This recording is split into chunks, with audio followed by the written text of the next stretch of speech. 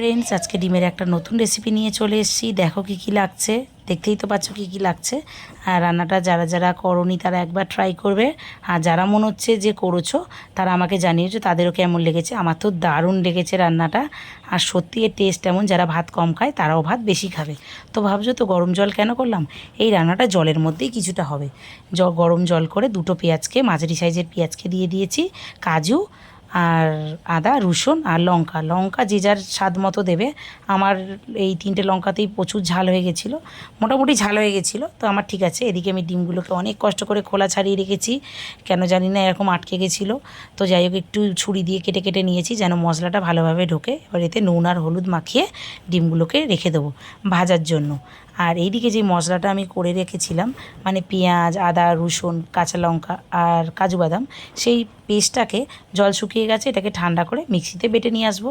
কড়াইতে তেল দিয়ে 3 নম্বর যে পেঁয়াজ, মানে আমার টোটাল দুটো আর একটা 3টে পেঁয়াজ লেগেছে, দুটো পেঁয়াজ আমি সেদ্ধ করে নিয়েছি, আর এই একটা পেঁয়াজকে বেরেস্তা করে রাখবো। বেরেস্তা তো তোমরা সবাই যেন লাল লাল করে বেরেস্তা হয়ে যাবে, একটু নুন দিলেই বেরেস্তা হয়ে যাবে।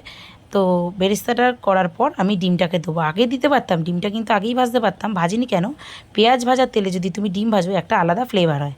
তো যাই হোক, ডিমগুলোকে তুলে নিলাম, নিয়ে ওই তেলের মধ্যেই মশলাটা দিয়ে দিয়েছি আর কয়েকটা কিশমিশ দিয়ে দিয়েছি। দেওয়ার পর সামান্য একটু নুন দেবো, যেহেতু মশলাটা করার সময়, মানে পেস্টটা করার সময় একটু নুন দিয়েছি, তাই একটু নুনটা বুঝে শুনে দেবে, পারলে একটু চেখে নিও, অসুবিধা নেই। তো চাপা দিয়ে দিয়েছিলাম, চাপা দেওয়ার পর তেলটা যখন ছেড়ে এসছে তখন একটু সামান্য গরম মশলা দিয়ে আবার নাড়াচাড়া করে নিয়েছি। নিয়ে এবারে ডিমগুলোকে ভালোভাবে নাড়াচাড়া করেছি যেন ডিমগুলোর মধ্যে ভালোভাবে মশলাটা ঢোকে। তাই জন্য আমি একটা চামচের সাহায্য নিয়েছি, খুন্তি দিয়ে নাড়লে হয়তো ডিমগুলোর অবস্থা আরও খারাপ হয়ে যেত। চামচি দিয়ে ভালোভাবে নেড়ে ডিমগুলোর মধ্যে মশলাটাকে ভালোভাবে ঢুকিয়ে নিয়েছি, যাতে ডিমগুলোর মধ্যে মশলাটা ভালোভাবে মিক্সড হয়ে যায়। তো দেখো নাড়াচাড়া করা হয়ে গেছে। এবার যেই ডিমগুলো যেই বাটিটায় রেখেছিলাম, সেই বাটিটায় অনেকটা তেল ছিল, তাতে একটু জল দিয়ে ওই বাটিটা ধুয়েই জল দিয়েছি।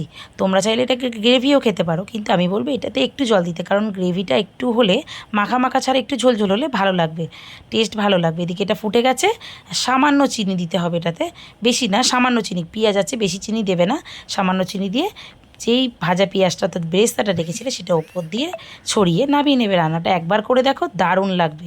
ভিডিওটা ভালো লাগলে ফলো করে দিও, সাবস্ক্রাইব করে দিও। থ্যাংক